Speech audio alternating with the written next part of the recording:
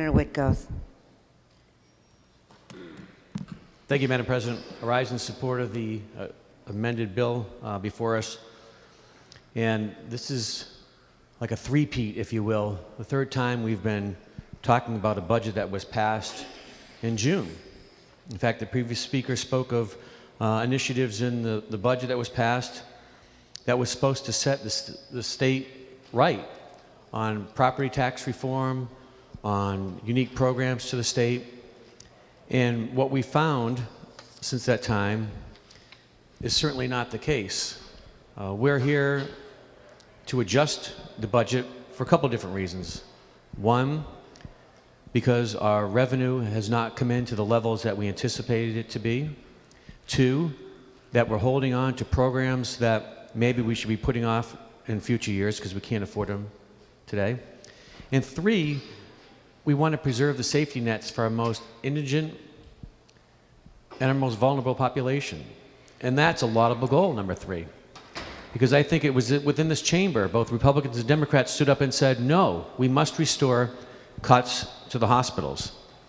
Because where do people turn in times of emergency, in the middle of the night? They don't know where they go. They'll call 911, an ambulance will come pick them up, and they go to an emergency room.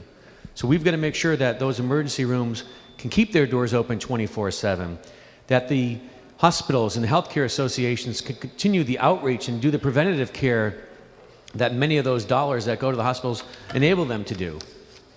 Because I truly believe the more we can do in preventative care, an ounce of prevention is worth a pound of cure, as they say.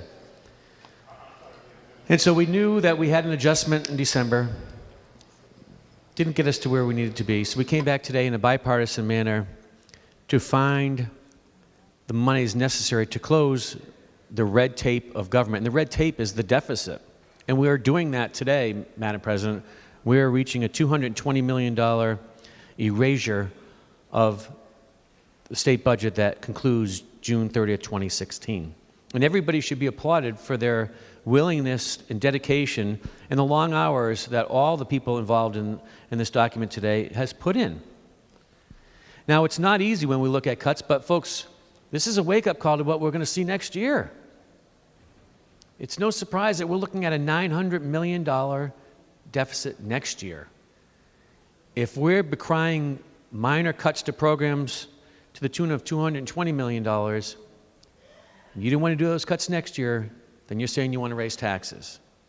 So this is a prelude of the exercise that this body will undertake in the future if we can't turn things around. We've got to help our economy grow in the private sector so we can create the jobs and make Connecticut great. It's the great state that we all adore, we love, and that's why we're serving in this body. And that's why the people in Connecticut expect us and have elected us to do the job that we were represented to do, and that is to fix the state of Connecticut. And Madam President, I think that this document before us today starts us on the right path, and it begins the discussion of those involved that we can, if we are committed to working together, we can solve large problems in the state of Connecticut. And you know what, in some of these small cuts, well, sometimes when you pay attention and you fix the small things, the big things fix themselves. So it's a baby step, but it's a baby step in the right direction. I urge adoption. Thank you, Madam President. Thank you, Senator Witkos. Will you remark further?